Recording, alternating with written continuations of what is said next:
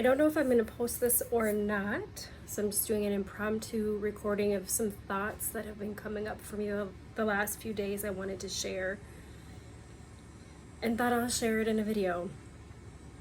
I became a certified integrated attachment theory coach through Thais Gibson at Personal Development School because I had been part of her school for a few years. I came across her work after my marriage ended in divorce, and after that I went through a painful ghosting experience, I'll call it, and it's been quite a journey. And so when I share or post that I'm an attachment coach, in no way, shape, or form does that mean I'm any kind of guru or have it all figured out or I'm totally healed to be a secure attachment.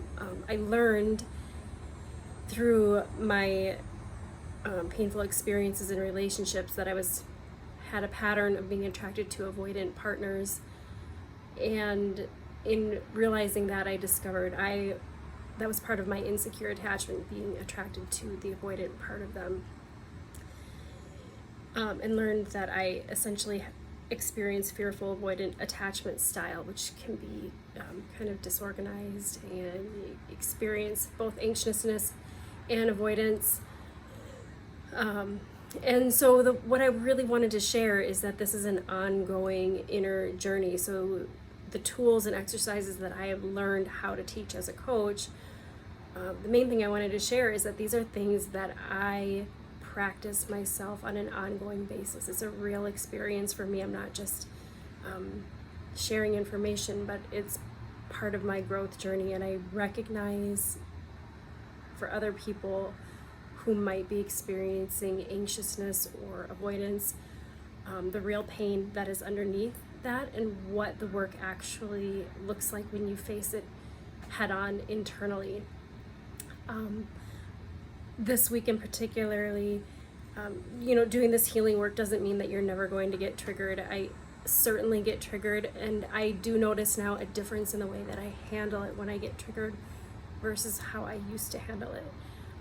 I can look back in my life and see a lot of experiences I had where I pushed down emotions, which leads to depression. I was just listening to Gabor Mate talk about how depression is depressing emotions. You're pressing them down, and would lead to outbursts of anger from a very young age. I remember being a very angry child at times, and that in my reflection comes from generational cycles of the sort of passed down trauma response. So I have zero blame whatsoever for my parents and recognize the struggles and challenges they went through and their parents, and there's no end to how far back we can go from where this trauma is coming from.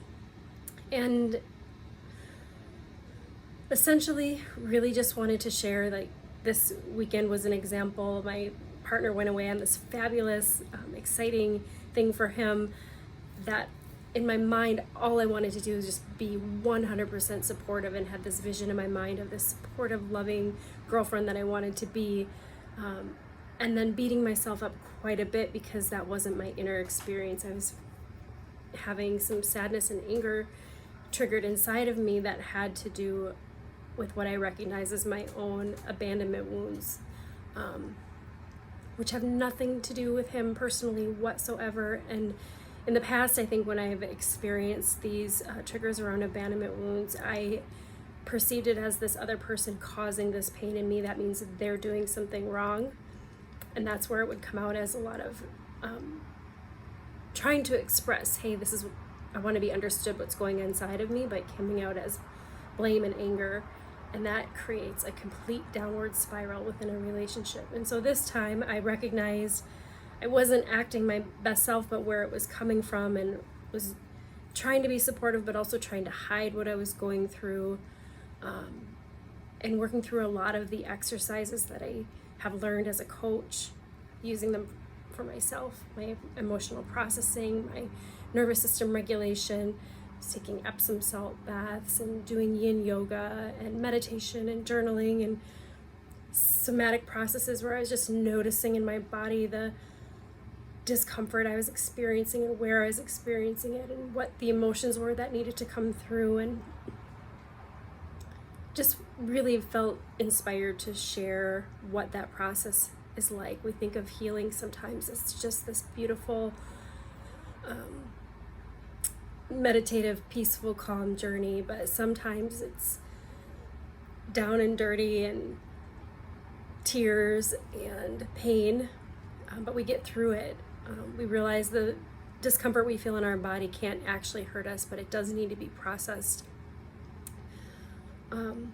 But that's really just what came up for me, and wanted to share that even as a coach.